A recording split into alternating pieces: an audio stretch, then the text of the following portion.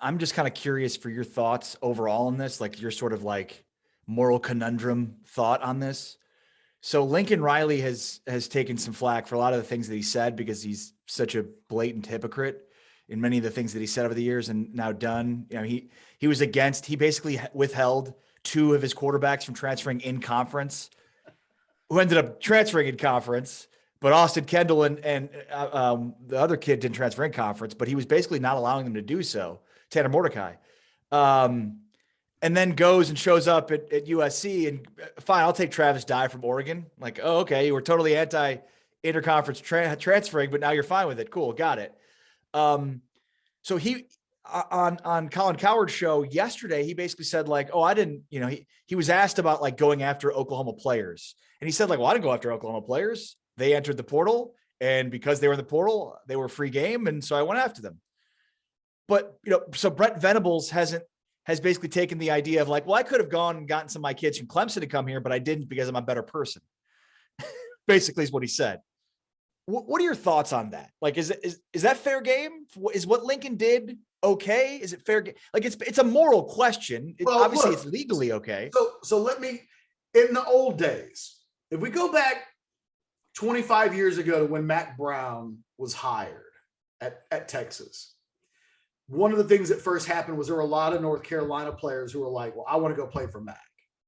And he was such a dynamic recruiter that there were recruits across the country that were interested in going and following Mack, who he'd been recruiting at North Carolina, but that was pretty taboo back then. So when Mack showed up at Texas, he made a point, no North Carolina players, and he didn't even go after North Carolina recruits. So, you know, he shows up in December and is not immediately talking to guys that are going to sign and say, hey, give me a visit. He did not do that, which, you know, was noted at the time. But again, it felt like the traditional, that's what the old school traditional thing to do was. You did not go back and take from your former program. And look, Texas fans have, I don't want to say been bothered because they haven't really cared a lot about some of the guys that have gone into the portal, but that USC ended up with Keontae Ingram and several Texas players. And, you know, you had Brian Carrington, a former Texas assistant at USC. There was a little bit of like, is he tampering? And so the reality is in the last 5 to 10 years, the gloves have mostly come off nationally with respect to this. Look at what would have happened in basketball with Chris Beard. I mean, Chris Beard goes from Texas Tech to Texas, and everything became fair game. Texas Tech commitments and key recruiting targets became players that were key recruiting targets for Texas. And nobody stopped to say to Chris Beard, whoa, don't do that. That's not right. Ethics in college basketball. No, it was like, got to do what you got to do. Like, I think everybody knows that. I think football is the last thing to follow. Like, it's like that in every other sport. I think in football, there's this idea that there's some romanticism left. The idea that, you know. Right. No, totally. And so there's this idea. And I think while he is incredibly hypocritical about the portal discussions in general, I don't think Lincoln Riley has done anything wrong. I think he's doing what is expected. I mean, look, and the perfect example of this is, and this is why this was really difficult for Oklahoma. He specifically went into California, and it was the Lincoln Riley factor that really made that appealing to those kids. A guy like Caleb Williams went to Oklahoma for Lincoln Riley almost alone.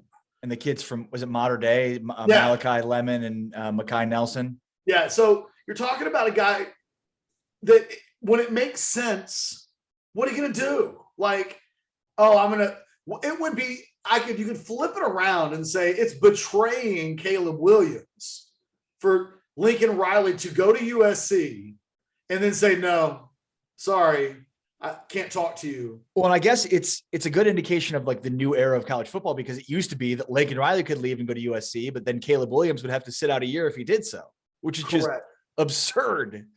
And given look, Lincoln Riley is a really unique case because he really is one of the nation's like top 5 coaches. So if Saban moved, are we to expect that that entire Alabama roster would be like, cool, coach, don't ever call me again? Like we would. That's a great question. I wonder what Saban would do, because Saban seems more old school, like more in the Mack line of thinking. Yeah, but Saban likes to win too. That's a good point. I mean, if he's good Saban at moves in the 70s to another school, it ain't for a quick, it isn't for a long-term build-up. He's trying to win right away. He's the Rams of college football. Like, he's giving away all his first-round picks. He's doing whatever he can to build up the roster. They're gonna say he has no fans. But, no, I think that would be such an interesting thing. And look, we may see it one day when Dabo Swinney gets put to the test. He can say, I'm Clemson all the way. Right. A little bit like Les Miles did when he was at LSU, and the Michigan thing was always floating around. When Nick Saban steps away, and look, Alabama wouldn't be desperate for guys to join. But if Dabo Swinney goes to Clemson, if that ever were to happen, I mean, we're going from Clemson to Alabama, there are going to be guys on that Clemson roster that are like, that's my coach. Right. And if they need a position of need and he's like, that's my guy, it really puts the test of like, it just feels like one of these old school traditional gentlemen's agreements. Right. That it's dying. Well, who are the gentlemen? Like, I don't know. And the thing is, like, boy, I don't know that I would expect, so, am I supposed to expect that Lincoln Riley is supposed to be a gentleman? Like, what is that going to get him? Right. There's no game.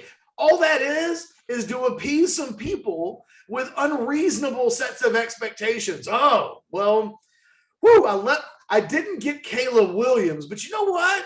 I satisfied those people who thought that I had a moral obligation to not recruit him. Yep. To just pretend that I had advantages that didn't exist and that I would ignore them. And, I saw in World Soccer yesterday, I'm going to laugh and it's not really funny because it's not, but West Ham played a guy where video got out that he kicked his cat. And West Ham's like battling for the top 4. And they started him yesterday when they asked the coach, like, why'd you play the dude that got caught on camera kicking his cat across the kitchen? A 6-month-old kitten. It's not funny, but it is kind of funny. It's so not preposterous that you're like, you can't help but smile and go, what on earth? Right. And like the coach was like, why did I start him?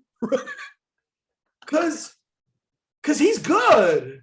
He said that, like, well, he's too good not to start. And so we know how morally reprehensible Nate is, from Ted Lasso, Coach Nate. Yeah, exactly. And look, to his point, they're trying to make top 4. They won the game yesterday, jump above Manchester United. Like, it's a huge thing. And I get where the manager would be like, wait a minute, do you want me to finish in the top 4, or do you want me to be morally, elite? And maybe it can't be both all the time. It can't. And Lincoln Riley's, I even take the BS answer to, I didn't go after Oklahoma kids. I went after guys in the portal. That's fair. That's fair. Because you know what? This thing is too new to suggest that there are gentlemen's agreement rules in the portal. Like, oh, wait a minute. For the last 30 years, guys that enter the portal, you're not allowed to talk to them if you had an official relationship with them.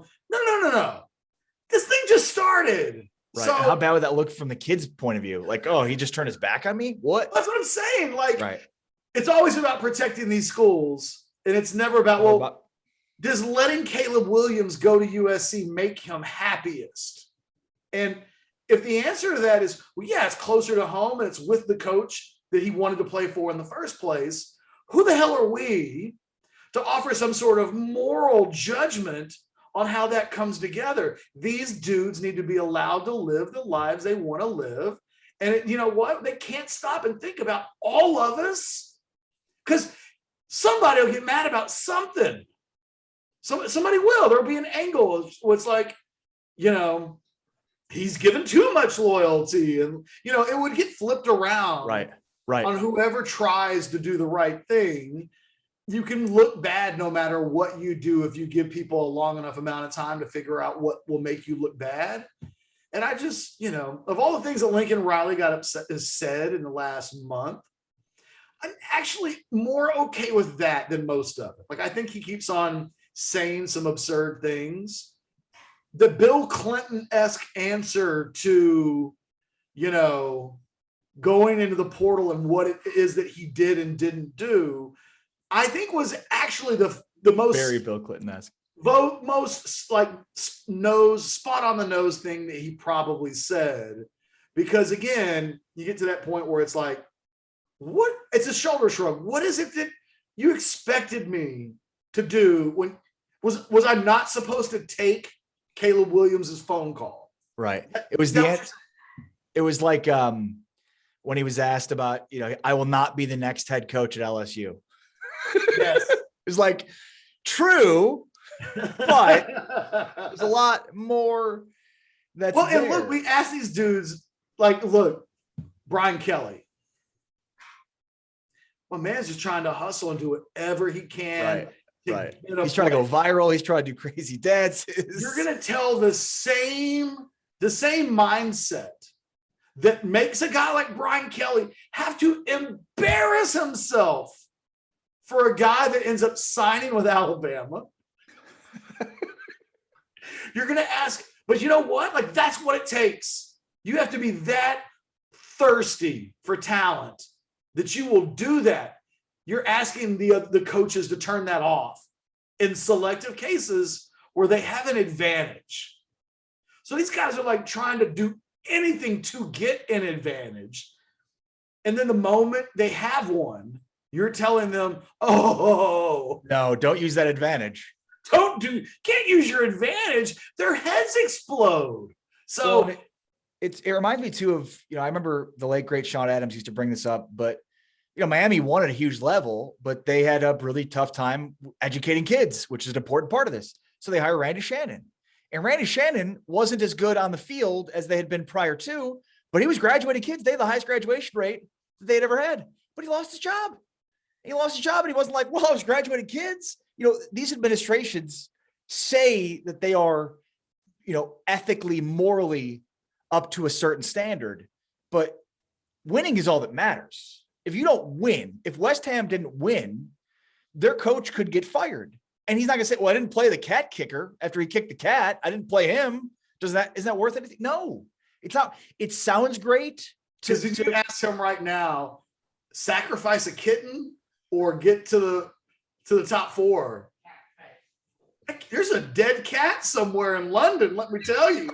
A lot of dead cats, probably. And if that was like, people make deals with God, and they're like, oh, God, if you just let us win today, I'll do this. And you make some trade, right? That's something that people do. Imagine if you just told everybody that was a fan of West Ham, like, hey, somewhere out there, a kitten doesn't get its wings.